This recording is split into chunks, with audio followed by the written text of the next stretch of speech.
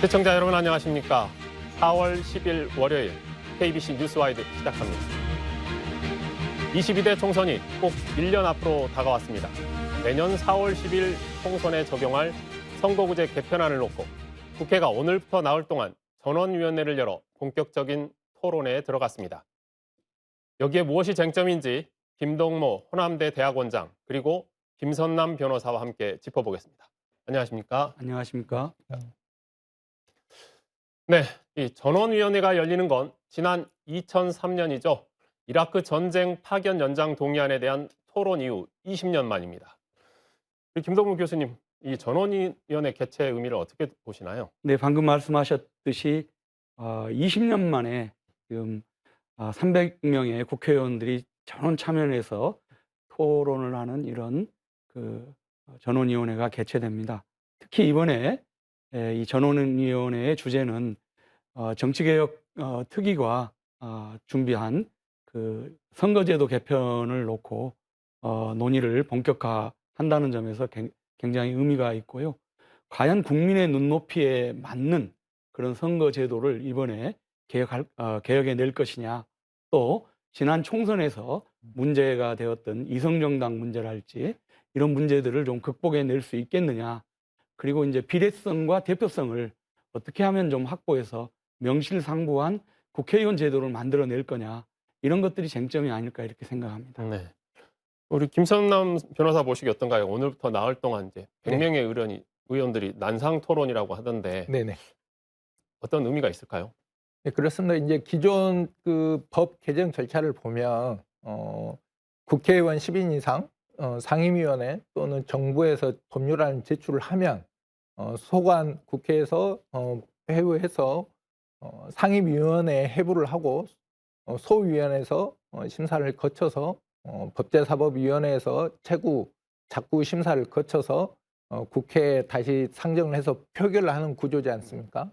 그렇기 때문에 국회의원이 자기 분야의 법률이 아닌 이상에는 관심이 없을 뿐더러 잘 알지 못합니다. 근데 이번에 전원위원회는 100명이 참석해서 이러한 7, 8분씩 각자의 어떤 의견을 밝히고 나흘 동안 이게 진행되기 때문에 어느 정도 그 문제되는 부분에 대해서는 모든 것이 망라하고 토론될 수 있다는 점, 그러한 점에서 의의가 있고요. 특히 여야가 모두 참석해서 한 번에 한 자리에서 논의하기 때문에 어떤 협상에 있어서도 좀 더 진척될 수 있는 부분이 있다, 이런 부분에 의미가 있을 것 같습니다. 아까 우리 김동문 교수님 말씀해 주셨지만 이제 국회 정개특위가 마련한 안이잖아요, 결의안. 네, 그렇습니다. 기본적으로 한 3개 안 정도 되는데 좀 내용을 좀 정리를 해주시는 게 좋을 것 같습니다. 예, 우선 이제 첫 번째 안건이 이 도농복합형 중대선거구제를 지역구에는 좀 적용을 해보고, 또 권역별 병립형 비례대표제를 확대해보자. 이게 이제 첫 번째 안이고, 두 번째는 기존의 지금 소선거구 제도를 유지하면서 거기에 권역별 준연동형 비례대표제를 가져가자. 그렇게 해서 이제 양당제 폐해를 조금 보완해 보자, 이런 얘기고, 세 번째는 개방 명부식 대선거구제에다가 전국 병립형 비례대표제를 이렇게 만들어 보자는 건데요. 어쨌든 이 양당제의 어떤 폐해를 조금 막고 비례성을 좀 높이면서, 또 한편으로는 대표성을 강화할 수 있는 그런 선거제도를 모색해야 하는데요. 근본적으로 이 제도들을 검토하게 되는 배경은 지난 총선에서 소위 준연동형 비례대표제라는 것을 만들어서 다당제를 좀 보완해 보자고 하는 취지였는데, 위성정당이라는 것을 만들어 가지고 꼼수 정치를 했지 않습니까? 그래서 이 집권 여당에서는 더불어시민당 뭐 이런 식의, 또 야당에서도 이 정당을 만들어서 비례대표로 상당히 많은 의석을 확보하고, 뭐 더불어시민당이 한 17석, 그리고 이 지금 새누리당 쪽에서, 그때는 미래통합당이죠. 네. 한 19석, 이렇게 해서 양당 독식 구조를 만들었죠. 그래서 그 취지에 걸맞지 않는 그런 이성 정당의 폐해를 낳았기 때문에 그것도 좀 이번에 좀 개선해 보자. 이런 취지가 저는 가장 중요한 취지가 아닐까 이렇게 생각을 해 봅니다. 네, 교수님 말씀해 주셨는데 그 준연동형 비례대표제가 위성정당을 만들어서 꼼수 정치라고 하셨잖아요. 예. 근데 이제 여기에 이 안에도 보면 소선거구제하고 더불어 이제 권역별 준연동형 비례대표제라고 하거든요. 예. 그러면 저희가 이 꼼수 정치 위성정당을 만들었던 준연동형 비례대표제하고 예. 권역별 준연동형 비례대표제는 또 뭐가 틀린가요? 그러니까 인제 그 기존의 연동형 비례대표제는 이 지역을 고려하지 않고 권역을 고려하지 않고 일단 정당의 득표율 이걸 가지고 했는데 원래는 일정 정도의 득표율을 확보했을 경우 의석을 배정하고 나머지를 소위 말하는 이른바 정의당 같은 그런 제3당들에게 좀 돌아갈 수 있게 해서 이 양당 독식 구조를 좀 해소해 보자는 그런 측면이었잖아요. 근데 그게 실질적으로 되지 않았기 때문에 이제는 권역별로 크게 봐서 몇 개 권역이죠, 이게? 6, 7개 권역인가요? 예, 그 권역별로 이것을 좀 묶어 가지고 이렇게 함으로써 그 안에서 이렇게 하기 때문에 일종의 정당 명부식의 어떤 그런 그 비례 효과를 좀 가져올 수 있어서 그동안의 어떤 준연동제 비례대표제가 가졌던 꼼수 정당이라는 그런 그 불명예를 좀 해소해 보자는 그런 측면이 있는 것 같습니다. 근데 저희가 이제 선거구제 이야기를 하면서 올 초부터 이제 윤석열 대통령 그리고 이제 김진표 국회의장이 계속 이야기했던 게 중대선거구제 이야기였잖아요. 네, 그렇습니다. 지금 이제 소선거구제에서 중대선거구제로의 도입 관심이 커지는데 어떻게 가능성 보시나요? 그 선거구 개편은 국회의원 개개의 어떤 공천 문제도 있고 지역구 국회의원의 어떤 자리 문제도 있습니다. 이게 결코 쉽지 않은 부분이고요. 특히 소선거구의 문제점을 아까 말씀하셨듯이 사표의 가능성, 그 대표성의 어떤 평등 선거, 선거 투표의 가치의 평등성 문제가 제기됐기 때문에 이러한 선거 개편이 필요하다는 인식이 꾸준히 제기되어 왔고요. 그렇지만 이러한 개편이 지금까지도 뭔지 이루어지지 않았습니까? 이게 국회의원들의 어떤 자리 부분이 있기 때문인데요. 중대선거구, 중선거구, 대선거구로 개편이 필요하려면 지역구 조정이 필수적으로 필요한 부분입니다. 그러면은 선거구 획정 문제가 되는데 그러면 그 지역구에 속한 국회의원들이 과연 동의를 할 것인가? 이러한 문제, 이러한 부분에 있어서 어려운 점이 있는 거고요.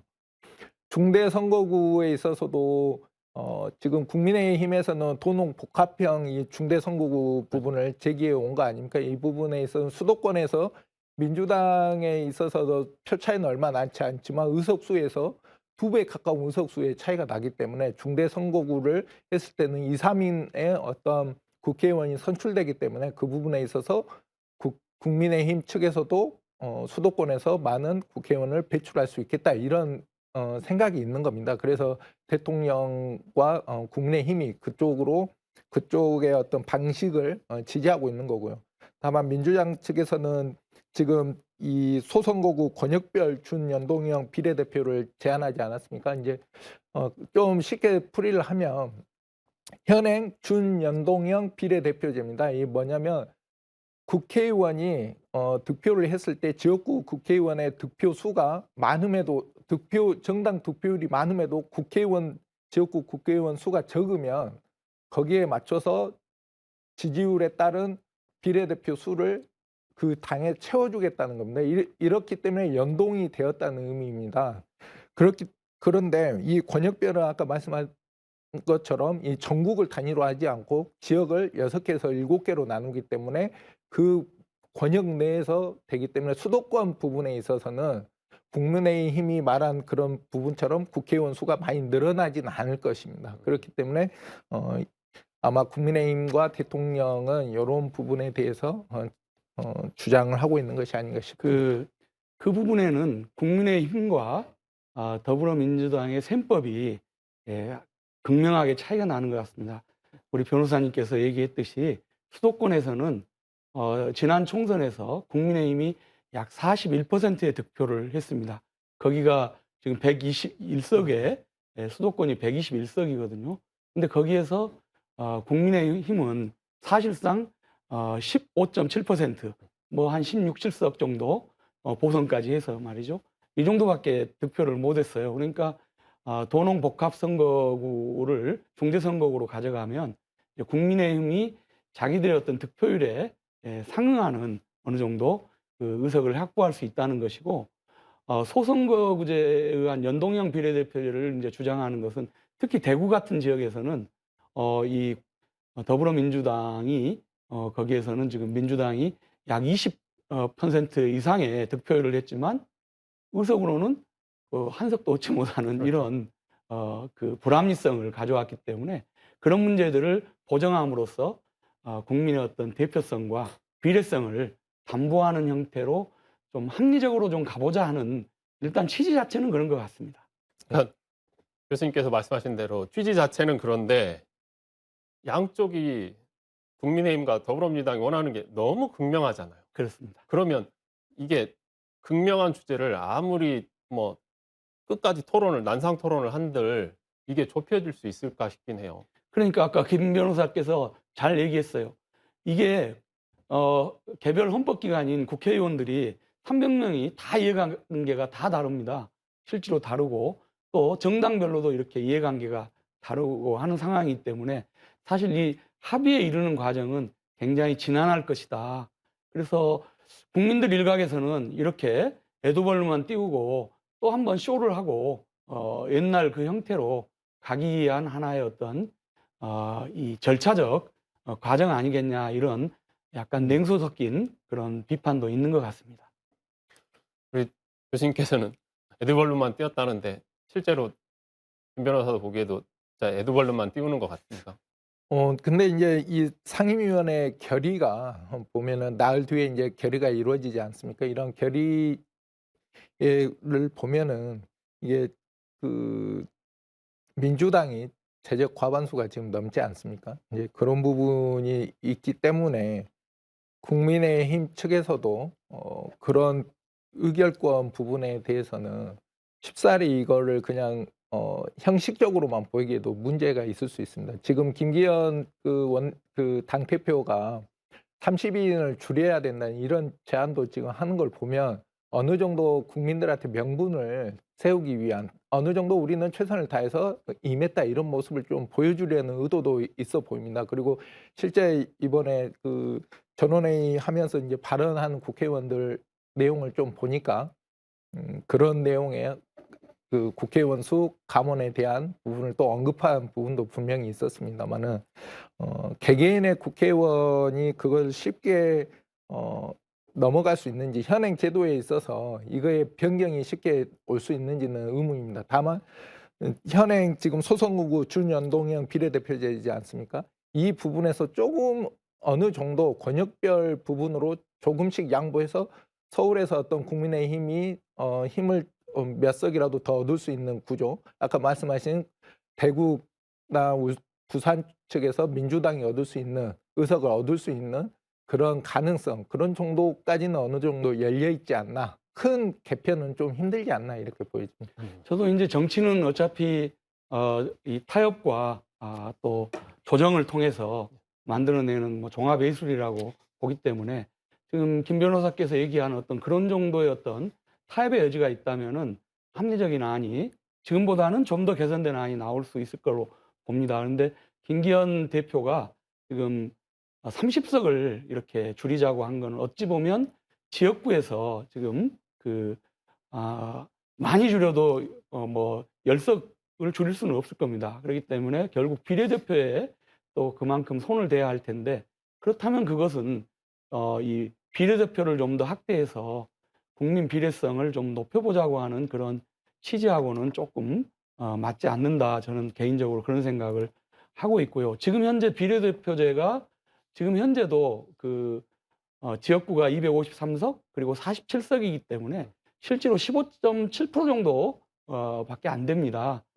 그렇기 때문에 극히 적은 의석인데 이것을 또 손을 봐서 줄이는 거, 물론 국민들은 너무나 많은 특권을 가지고 있는 국회의원들의 의석을 좀 줄이는 것에 대해서 굉장히 동감을 하고 하리라고 저는 생각을 합니다. 그렇지만 이제 그러한 의석을 줄여나가는 과정이 이 개별 헌법기관인 국회의원과 또 어떤 지역 대표성을 나름 가지고 있습니다. 특히 농촌 지역이나 이런 지역은 인구수가 점점 감소되고 있기 때문에 지방 소멸을 얘기하는데 그 의원들의 숫자들이 줄어든다고 하면 과연 균형 발전이나 또 어떤 진정한 의미에서 농어촌 지역을 대변하는 그런 역할들을 해낼 수 있겠냐. 그런 점에서 조금 저는 좀 그런 부분들이 좀 하나의 걸림돌이 될 것이다. 이렇게 좀 보고 있는 겁니다. 그러면 지금 김기현 대표가 이야기했던 건 30석이잖아요. 네. 그러면 300석에서 10%를 줄이자는 얘기인데 그 10%를 지금 저희가 아까 꼼수 정치, 네. 위성 정당을 만들어 꼼수 정치라고 했던 준연동형 비례대표제를 아예 폐기하면서 비례대표를 확 줄여버릴까요? 그러니까 이제 아마 지금 현재 논의되고 있는 부분들이 비례대표를 상당 부분 줄이지 않으면 또 일부 시각에서는 비례대표를 가시는 국회의원들의 전문성에 대해서 일말의 회의를 가지고 계신 분들이 그런 주장들을 하고 계시는데 과연 우리 비례대표 의원들께서 그런 전문성이 없는 것인지 또 연동형 비례대표를 이렇게 하면서 또 말하자면 지금 현재 비례대표 의석을 줄이면서도 연동형 비례대표를 어떻게 슬기롭게 할 것인지 그러니까 이 실타래를 풀어가는 과정에서 또 하나의 조합을 만들어내는 함수를 던졌다 이렇게 생각하기 때문에 이게 어떤 협상에 있어서의 어떤 가이드라인을 제시해버린 거 아니냐 이제 이런 얘기까지 듣고 있는 이면에는 그런 복잡한 셈법들이 좀 얽혀 있지 않느냐 저는 이렇게 보는 것입니다. 네. 네. 앞에도 말했지 내년 총선이 1년 앞으로 다가왔습니다. 우리 지역 정치권의 발걸음도 지금 빨라지고 있는데요. 먼저 광주 지역을 중심으로 현행 소선거제가 유지될 경우 과연 누가 출마를 준비하고 있는지 이영길 기자가 한번 전망해 봤습니다. 광주 동남갑은 민주당 윤영덕 의원의 지역구입니다. 민주당 도전자에는 김병래 남구청장, 노영욱 전 장관, 유동국 전 테크노파크 원장, 또 정진욱 전 이재명 후보 대변인, 최영호 전 남구청장이 있습니다. 국민의힘에서는 문상옥 전 도의원이, 정의당에서는 문정은 시당위원장이 출마할 것으로 전망됩니다. 동남을 지역구는 이병훈 의원과 김성환 전 동구청장, 김혜경 남부대 초분교수, 노희용 전 동구청장이 민주당 경선 도전자입니다. 국민의힘 문충식 당협위원장, 정의당 홍성남 지역위원장, 진보당 김미화 전 보건의료노조 지부장도 출마를 준비하고 있습니다. 민주당 송갑석 의원의 지역구인 광주 서구갑은 김대현 위민연구원장, 김명진 더현 정치랩 대표, 조인철 전 광주시 부시장의 출마가 점쳐집니다. 국민의힘에서는 윤종록 당협위원장, 정의당에서는 박형민 지역위원장, 진보당은 강승철 전 민노총 사무총장이 나설 전망입니다. 무소속 양양자 의원이 있는 광주 서구을은 김경만 의원, 양부남 전 고검장, 천정배 전 장관 등이 민주당 경선에 나설 것으로 예상됩니다. 국민의힘은 하헌식 당협위원장, 정의당 강은미 의원, 진보당 김혜정 풍암호 대책위원장도 출마를 준비하고 있습니다. 광주 북구갑은 조호섭 의원이 재선을 준비 중이고 문상필 전 시의원, 정준호 변호사, 진선기 전 시의원이 민주당에서 출마할 것으로 전망됩니다. 국민의힘은 이동국 전 북구의원, 진보당에서는 김주업 광주시당 위원장의 출마가 점쳐지고 있습니다. 북구을에서는 이영석 현 의원과 전진숙 전 행정관의 민주당 경선이 예상됩니다. 국민의힘은 김인숙 호남사랑 이사장, 정의당은 황순현 지역위원장, 진보당은 윤민호 전 시당위원장이 출마를 준비하고 있습니다. 이용빈 의원의 지역구인 광산갑은 박균택 전 고검장이 도전장을 내밀었습니다. 국민의힘은 김정현 시당위원장이, 정의당은 황경순 금타노조위원장이, 진보당에서는 정희성 공동대표가 출마에 나설 전망입니다. 무소속 민영배 의원의 지역구인 광주 광산을은 김성진 전 테크노파크 원장과 박시종 전 행정관, 정재혁 전 행정관 등이 민주당 경선에 나설 것으로 보입니다. 국민의힘은 안태욱 당협위원장, 정의당에서는 김용재 중소상공인 살리기 광주위원장, 진보당 전주현 민주노총 광주본부 사무처장 등도 총선 준비에 나섰습니다. KBC 이영길입니다. 네, 이번에는 전라남도 한번 살펴보겠습니다. 전남도 광주와 마찬가지로 민주당 후보들 사이에 치열한 당내 경선이 예고되고 있습니다. 이어서 이동근 기자의 리포트 보겠습니다. 호남 정치 1번지로 불리는 목포는 벌써부터 입지자들이 모습을 드러내고 있습니다. 민주당에서는 현역 국회의원인 김원희, 박지원 전 국정원장, 배종호 세한대 교수, 신재중 전 청와대 비서관, 이윤석 전 국회의원이 거론되고 있습니다. 정의당에서는 윤소아 전 국회의원, 국민의힘 윤선웅 당협위원장, 진보당 최국진 전 민주노총 조직실장의 출마가 점쳐지고 있습니다. 여수갑은 민주당에서 현역인 주철현 의원과 강용주 여수 세계박람회재단 이사장, 강화수 민주연구원 부원장, 김경호 제주대 교수, 이용주 전 국회의원이 출마를 준비하고 있습니다. 국민의힘도 고영호 당협위원장이 출마를 저울질하고 있습니다. 여수을은 현역 김혜지 의원을 비롯해 권오봉 전 여수시장, 조계원 전 경기도 정책수석이 민주당 경선을 준비하고 있고 국민의힘 임동아, 진보당 여찬 등의 출마가 예상됩니다. 순천 광양 곡성 구례갑은 민주당에서 소병철 현 의원, 김문수 전 서울시 의원, 서가번 전 국회의원, 장만채 전 전남교육감, 허석 전 순천시장 등이 거론되고 있습니다. 국민의힘도 천하람 당협위원장이 출마를 준비하고 있으며 진보당에서는 이성수 전남도당위원장이 일찌감치 출사표를 던졌습니다. 순천광양 곡성구례을은 민주당 서동용 현 의원에 맞서 권향엽 민주당 정책위 부의장과 이용재 전 전남도 의장이 출사표를 던질 것으로 예상되며 진보당은 유현주 위원장이 출마를 결정했습니다.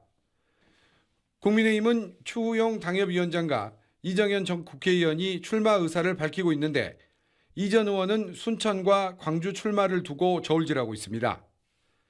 치열한 당내 경선이 예상되는 나주 화수는 민주당에서 신정훈 현 의원, 구충권 전 화순군수, 김덕수 전 국무총리실 비서관, 송금주 전 국회의원, 최용선 전 청와대 행정관이 민심을 훑고 있고 국민의힘 김종은, 진보당 안주용 전 전남도의원이 출마 채비를 하고 있습니다.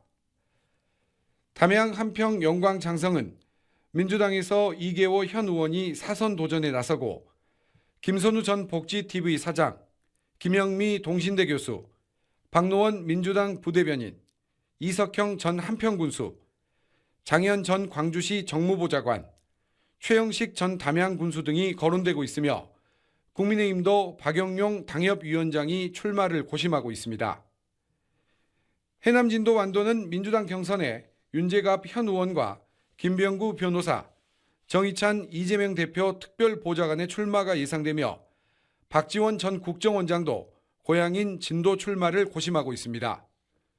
국민의힘은 윤영일 전 의원과 조웅 당협위원장이 거론되고 있습니다.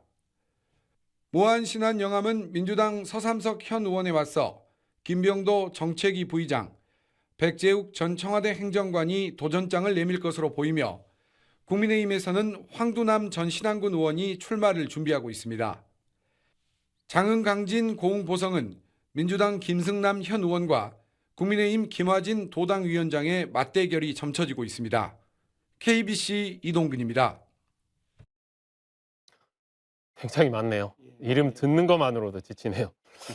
이번에도 민주당 후보들 치열한 경쟁을 하겠죠. 네, 그럴 걸로 예상이 됩니다.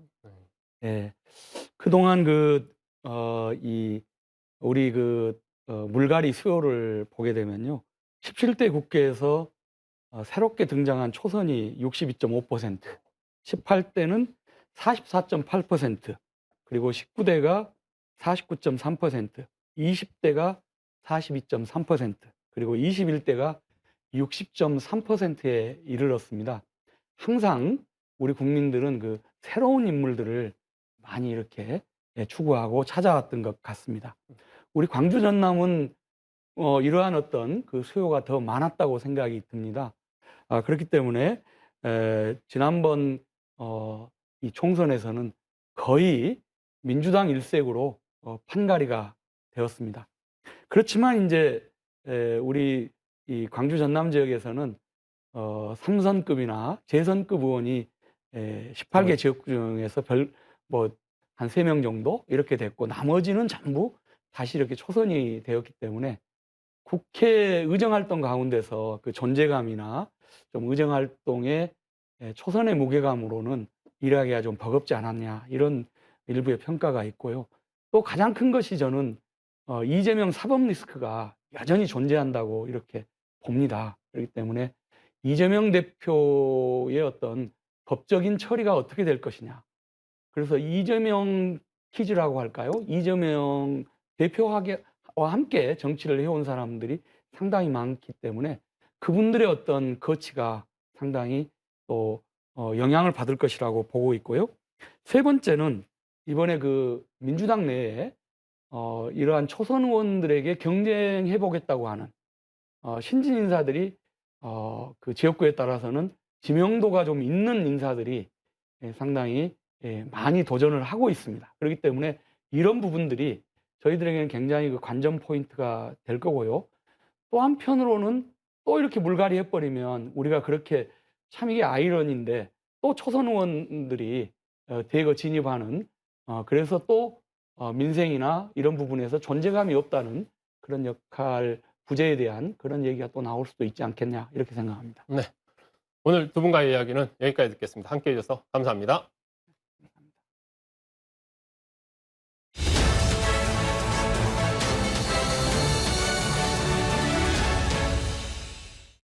서울광역방송센터입니다. 미국 CIA가 용산 대통령실을 도청한 사실이 드러나 파문이 일고 있습니다. 여의도 조대석 박지원 전 국가정보원장과 함께 정치권 현안 이슈 얘기해보겠습니다. 원장님 어서 오십시오. 네, 안녕하세요. 이게 다 무슨 얘기인가요? 미국 CIA가 우리 용산 대통령실을 도청을 했다고 합니다. 그 김성한 국가안보실장 등을 도감청했다고 하는데 일단 어떻게 보십니까 이거? 우선 미국이나 중국이나 러시아나 네. 세계 강대국들은 정보 수집 차원에서 네. 도감청을 하고 있는 것으로 알고 있습니다. 그리고 지금 현재 CIA다 네. 이렇게 못을 박으셨는데 그게 아니고 네. 미국 정보당국이다 하는 것이 옳고요. 네.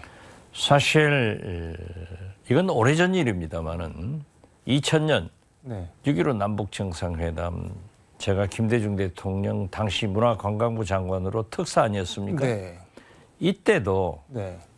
그 도감청을 하기 때문에 제가 특사를 다녀오면은 네. 김대중 대통령과 필답으로 필담이요? 필답, 그러니까 하얀 보드에다가 네. 펜으로 써가지고 이제 얘기를 합니다. 그래가지고 지우고, 그 중요한 것은 그렇게 써서 네. 그렇다 저렇다 얘기를 하지, 응? 저? 하고 하는 거지, 구체적으로 말로는 표시하지 않는 것은 네. 어딘가에서는, 저는 미국이라고 하지 않았습니다. 네. 도감청을 한다. 이걸 항상 정부 당국은 이해를 하고 있어야 된다. 그렇게 생각합니다. 그럼 6.15 정상회담 전에 정상회담 성사를 위해서 특사로 다녀오셨을 때, 다녀오셔서 갔다 온 내용을 보고를 할 때 필담을 하셨다는 그런 말씀이신 예. 건가요? 근데 도감청을 의심한 특별한 뭐 이유 같은 게 있었을까요? 아무래도 그게 비밀 아닙니까? 북한 측의 네. 반응과 우리가 한 얘기 같은 게. 그래서 이번에 보면은 네. 저는 합리적 의심이 되고 있습니다. 즉 김성한 안보실장이 네. 갑자기 사퇴를 했단 말이에요. 음. 그 이유가 네. 미국의 질 바이든 퍼스트 레이디 영부인께서 네. 블랙핑크 그리고 레이디 가가의 공연을 요구했다. 네. 그런데 이것을 7번이나 안보실장이 대통령께 보고하지 않았다. 네. 그 갱질 사유가 이런 거였거든요. 그런데 나중에 네. 김성한 안보실장 갱질 후에 그분이 그런 얘기를 했어요. 자기의 카운터파트인 즉 한국 안보실장의 카운터파트는 한미 정상회담을 위해서 네. 미국 백악관 NSC 국가안보보좌관.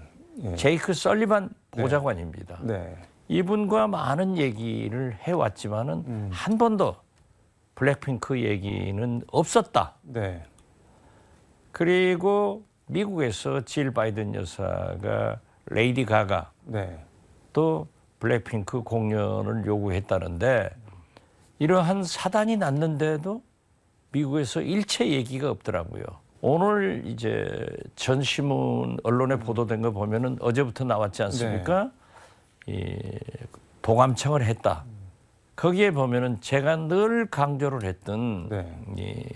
이번 4월 말 한미 정상회담 윤석열 대통령이 국빈 방문해서 네. 공짜 점심은 없다. 그래서 지난 3월 나토 사령부의 사무총장이 네. 또 같은 동기간 동안에 미국 오티스 국방장관이 네. 한국을 방문해서 우크라이나에 네. 무기 공급을 요구했습니다. 그런데 그때부터 이제 그 전부터 우리 자주포 K9 자주포가 폴란드로 많이 수출됐고 네. 미국으로 많이 수출됐어요. 근데 이번에 그 도감청 했다는 내용, 그 보도된 내용을 보면은 뉴욕타임스 보도를 보면은 김성한 당시 국가안보실장이 바이든 대통령이 윤석열 대통령한테 무기 포탄 포함해서 무기 지원을 직접 요구하면 어쩌나 하는 이런 걱정이랑 바로 그겁니다. 그리고 우회 지원이든 직접 지원이든 뭐 미국에 파는 형식이든 그 했을 적에 미국 국빈 방문과 연계해서 우리가 무기 지원하고 국빈 방문 얻어낸 거 아니냐 이런 비판이 나올 것을 우려했다. 뭐 이런 바로 그겁니다. 그럼 어떻게 봐야 그것을 될까요? 김성한 외교안보실장과 이문희 외교비서관 간에 그러한 염려를 했거든요. 네. 이건 실질적으로 김성한 외교안보실장은 국빈 방문에서 만약 그러한 것을 합의했을 때는 네. 굉장히 저항이 있을 것이다 하는 염려의 말씀이더라고요. 네. 그렇기 때문에 저는 그 도청의 결과를 가지고 네. 문제가 된 것 아닌가. 그래서 저는 블랙핑크나 레이디 가가의 공연이 아니라 처음부터 우크라이나의 무기 지원에 대한 네. 김성한 안보실장과 이문희 비서관의 통화 내용이 네. 문제가 돼서 경질됐다. 저는 그렇게 봅니다. 근데 우려는 충분히 할 수 있는 정도의 우려. 당연히 해야죠. 그거를 했다고 그렇기 때문에 경제를- 저는 이번에 네. 국빈 방문 4월 말 예정된 한미 네. 정상회담에서 윤석열 대통령이 하지 말아야 되거든요. 이것이 우리 외교가 취할 바고 한국 러시아의 관계도 굉장히 어렵게 만드는 일이기 때문에 하지 말아야 되는데 미국 입장에서는 꼭 지원을 해줘야 되거든요. 네. 그러니까 그러한 것을 도감청해서 김성한 외교안보실장이 강하게 안 된다고 버티기 때문에 블랙핑크 레이디 가가라는 말을 내가지고 몰아냈지 않는가 그런 합리적 의심을 합니다. 그러니까 사실상 김성한 실장이 경질당한 거는 뭐 블랙핑크 이거는 뭐 얘기가 안 되고 아니죠. 왜냐하면 네. 그 말은 그 후로 한 번도 안 나오잖아요. 만약 질 바이든 여사가 요구를 했다고 하면은 미국에서 가만 안 있죠. 아니 우리가 했다 안 했다 그 얘기도 없는 걸 보면은 저는 무엇인가 네. 다른 이유가 있었다라고 해서 제가 계속 강조한 게 네. 한미 정상회담 국빈 방문에서 공짜 점심이 없다. 만약에 비싼 점심값을 내는 것은 바로 우크라이나의 무기 지원인데 그것을 해주고 오면 안 된다 하는 것을 얘기했는데 제가 생각했던 것이 그 퍼즐이 맞춰지는 것 같습니다. 저는 그렇게 봅니다. 그러니까 무기 지원 같은 걸 했을 경우 러시아 반발이랑 중국과의 관계 이런 거 등등 감안하면 절대 하면 안 되는데 그 말을 계속 강조를 해서 잘렸다는 그런 말씀이시죠. 김성한 외교안보실장이 이문희 비서관과 한 내용들이 옳은 얘기예요. 네. 그렇기 때문에 또 다른 것으로 인사교체를 했지 않는가 하는 합리적 의심을 할 뿐입니다. 더 두고 보면 나올 거예요.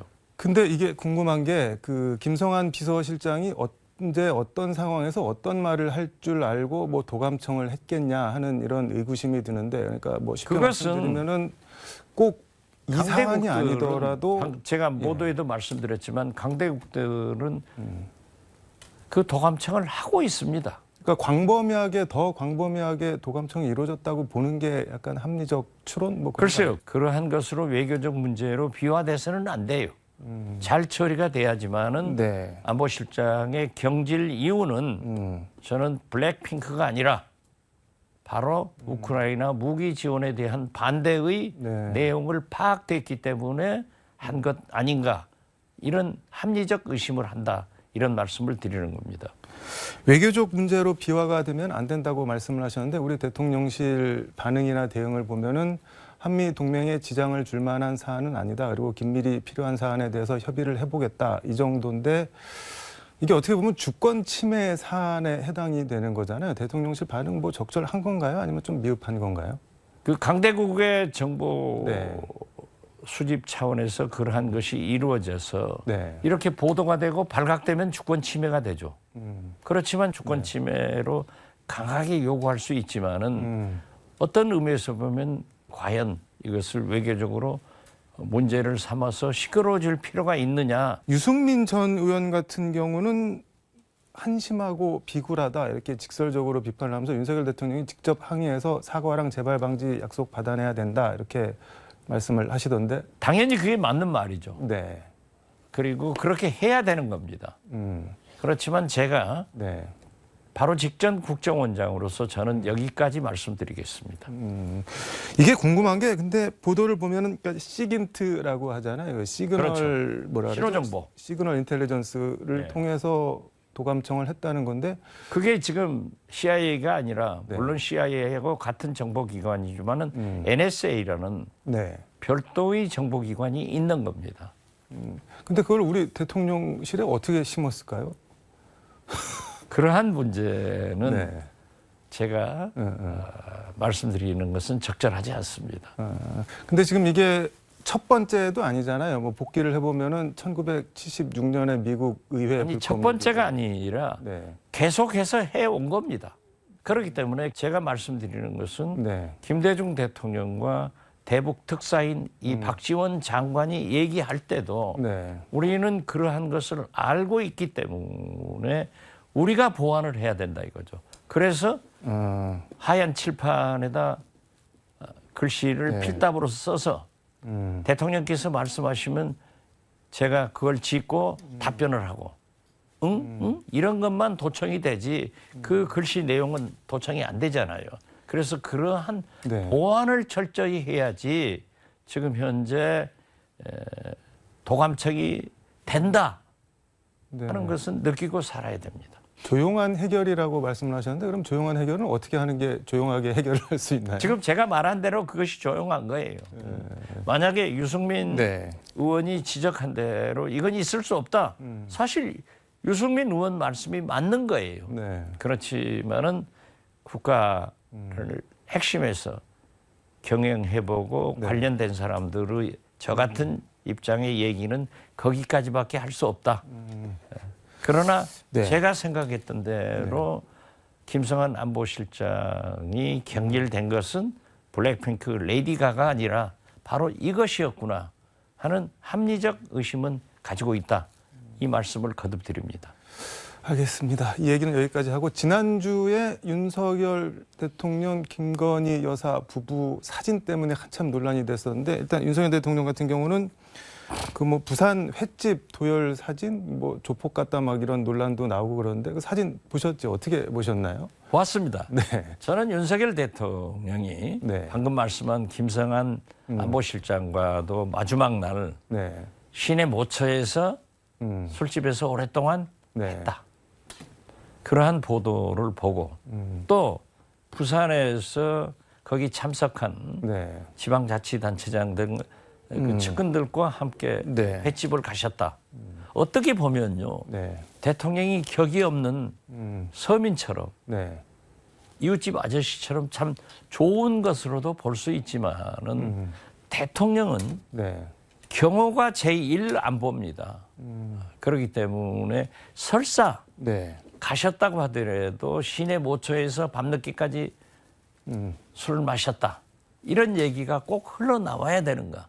또 부산에 가셔서도 꼭 도열한 사진들 같은 것을 공개해야 되는가 하는 것에 대해서는 마치 대통령께서 검찰 간부들은 네.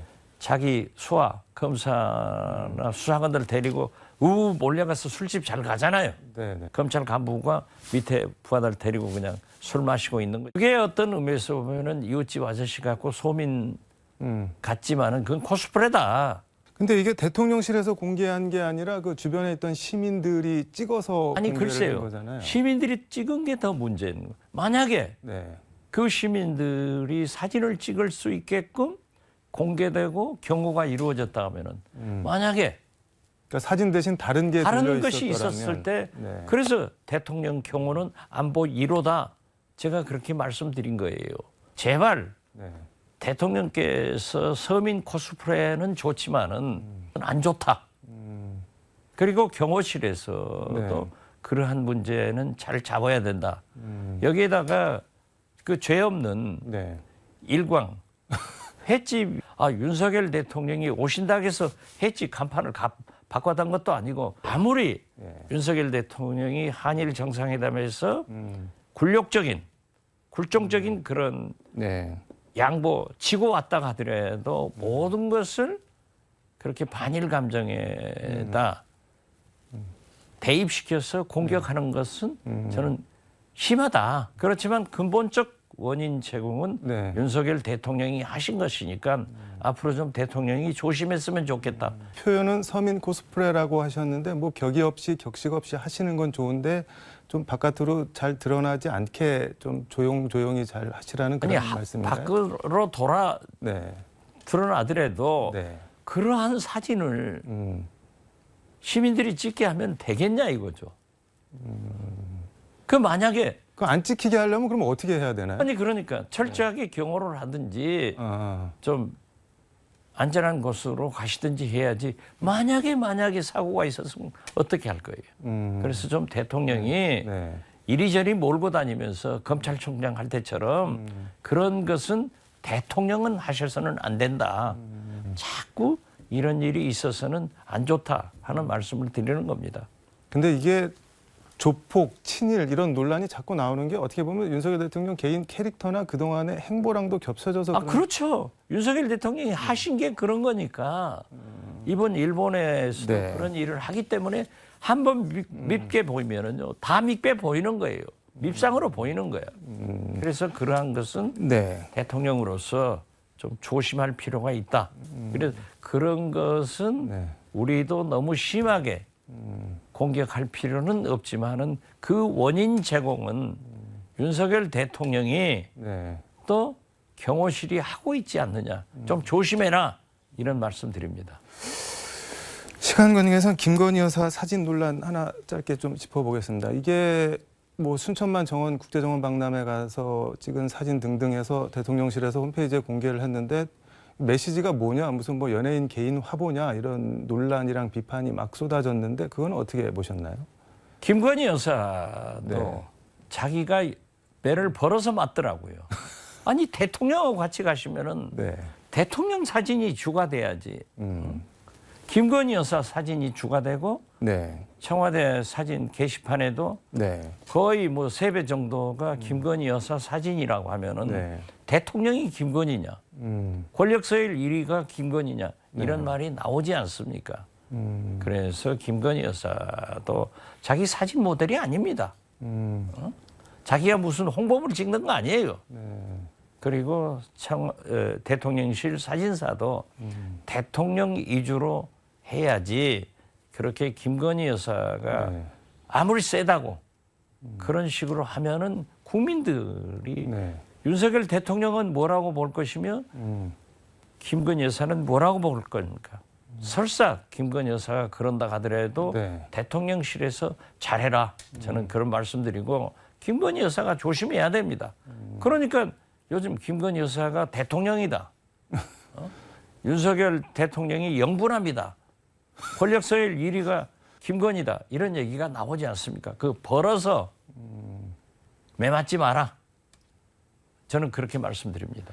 근데 저는 개인적으로 잘 이해가 안 되는 게 이제 뭐 사진 용어로 포커스 아웃이라고 하잖아요. 초점을 날려버리는 그렇죠, 거. 예. 근데 사진을 보면은 대통령을 윤석열 아웃시켜버리죠. 대통령이 그냥 포커스 아웃되고 김건희 여사가 선명하게 찍히고 뭐 구도나 뭐 배치 이런 거를 보면은 중심에 김건희 여사가 있고 윤석열 대통령은 변방으로 밀려나 있고 뭐 그런 사진을 찍을 수는 있다고 하더라도 그거를 어떻게 저 대통령실 홈페이지에 올릴 생각을 이렇게 어떻게 올라갈 뭐 수가 대통령이야 있을까요? 자기 부인이 네. 그렇게 이쁘고 그렇게 자랑하고 싶을 생각도 있을지 몰라요. 네. 그렇지만은 그것은 김건희 여사가 음. 자제를 해야 된다.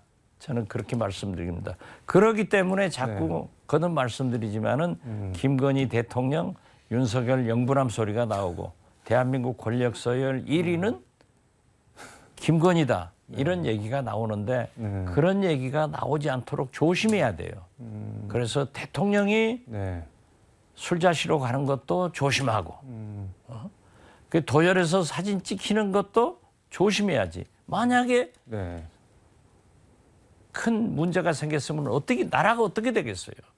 그리고 김건희 여사도 네. 그렇게 노출하려면은 영부인 하지 말고 차라리 나와서 모델 하시든지 그건 안 되는 일입니다. 알겠습니다. 오늘 말씀은 여기까지 듣도록 하겠습니다. 고맙습니다. 네, 감사합니다. 지금까지 서울광역방송센터에서 박지원 전 국정원장과 함께 전해드렸습니다.